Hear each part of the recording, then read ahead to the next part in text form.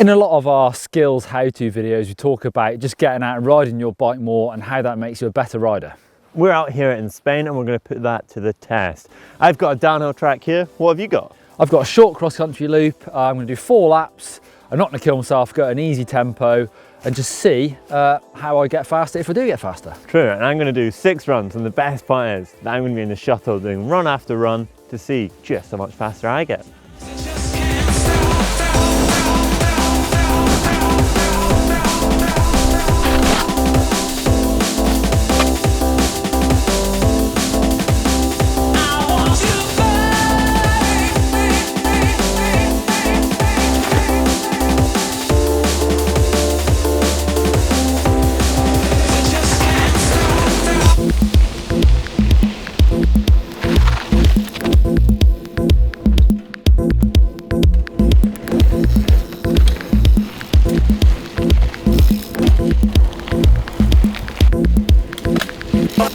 So that was my first run down on the track. It was a lot of fun, but there's a few features at this run I'm actually going to stop. I'm going to take my bike to the side and have a look at them, see if I can see some different lines. So in the following run, and see if I can get even faster.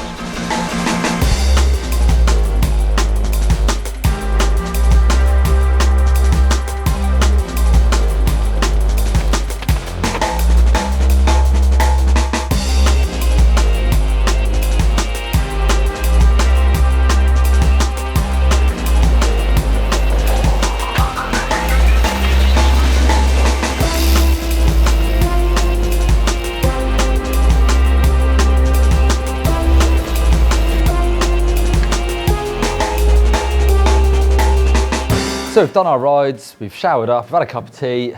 Scott, how did it feel? Well, for one, I'm feeling a bit more refreshed after that coffee, but I had a lot of fun. And you could actually feel a comparative difference. You know, there was different lines that I took, carried more momentum, worked out if I had to pedal hard or not, or if I could just flow. What about you? There was a few blind brows on that trail that I rode and a couple of corners you couldn't see round, so definitely felt after at least 1 lap of it I could sort of flow a lot better, so I'm presuming that's going to show in the times. Yeah, okay, so I've got my times in. My first run was a 3 minutes 12, so quite fast. You know, I didn't expect the track to be actually as long as that, but then my last lap, which was the fastest, was a 2 minutes 57, so 15-second difference.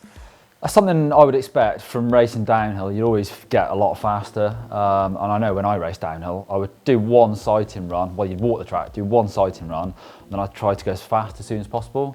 So if you ever did like multiple race runs, you'd always be a couple of seconds faster on the second one. So pretty much how I felt as well, because I stopped on one of the runs and actually had a look, and I spotted that there was one really good line where you could set up really high above this sort of tree stump. You'd open up the whole turn and have so much more momentum into the next section, and I think that was one line that probably gave me an extra couple of seconds. Yeah.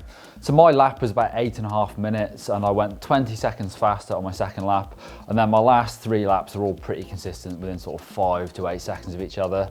So I think it makes probably less difference on the cross-country bike. It was quite hard to judge because obviously I was trying to sit at a tempo and not kill myself physically, and just try and work out the skills wise if actually practice did make a big difference. But I think once I learned the course, it didn't seem to make as much difference as it does on a downhill bike. Yeah, maybe so, but it goes to show that practice definitely makes perfect.